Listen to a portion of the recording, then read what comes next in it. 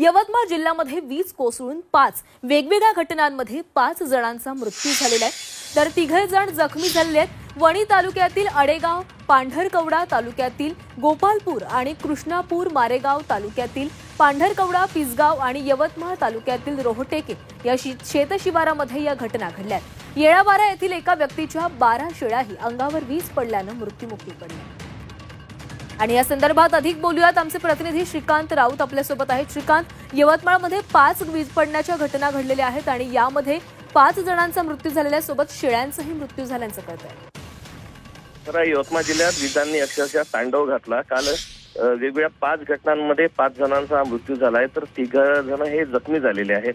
12 शेळ्या देखील या वीज कोसळून दगावलेल्या आहेत। यवतमाळच्या वणीमध्ये पहिली घटना घडली आहे। तेजापूर रहिवासी सुधाकर भगत यांच्या शेतात ही वीज कोसळली, तर दुसरी घटना ही यवतमाळ तालुक्यातील रोहटेक शिवारात घडलेली आहे। तिसरी घटना मारेगाव तालुक्यातील पांढरकवडा, पिसगाव येथे घडली आणि चौथी घटना ही मौदा नजीक कृष्णापूर शिवारात घडलेली आहे। पांढरकवडा तालुक्यातील गोपाळपूर येथे देखील एका शेतमजुराचा मृत्यू झालेला आहे। 5ही घटनांमध्ये 5 शेतमजूर आणि शेतकऱ्यांचा मृत्यू झाला आहे। हे सर्व जण शेतीच्या कामात व्यस्त होते आणि अचानक पाऊस आल्याने आणि मेघगर्जनेसह पावसासह वीज कोसळल्याने या 5 जणांचा मृत्यू झालेला आहे।